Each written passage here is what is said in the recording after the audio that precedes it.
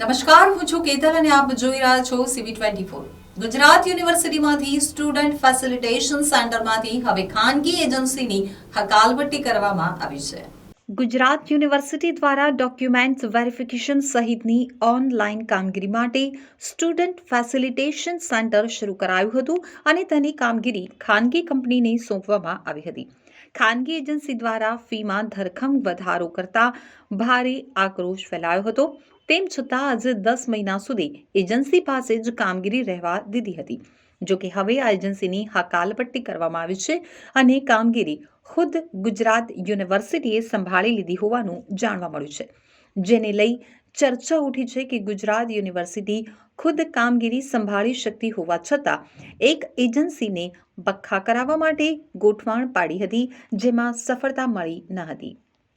ગુજરાત યુનિવર્સિટીના ગત જાન્યુઆરી 2023માં શરૂ થયેલા સ્ટુડન્ટ ફેસિલિટેશન સેન્ટરમાં WES એપ્લિકેશન, માઇગ્રેશનમ certificate, provisional degree certificate, internship completion certificate, provisional eligibility certificate, marksheet, degree verification, second year marksheet verification, medium of instruction certificate સહિતના પ્રમાણપત્રો ઓનલાઈન મળે તેવી સુવિધા કરાઈ હતી, જેનું સંચાલન ખાનગી એજન્સીને સોંપાયું હતું.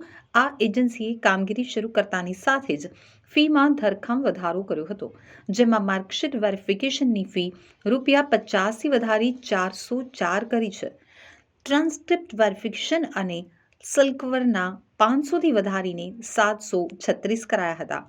ડિગ્રી વેરિફિકેશનમાં ₹200થી વધારીને 554 કરાયા હતા અને માઇગ્રેશન સર્ટિફિકેટના ₹110થી વધારીને ₹452 કર્યા હતા, જેનો વિરોધ થતાં પ્રથમ તબક્કે યુનિવર્સિટીએ ઓનલાઈનની સાથે ઓફલાઈન કામગીરી ચાલુ રહેશે તેવી જાહેરાત પણ કરી હતી.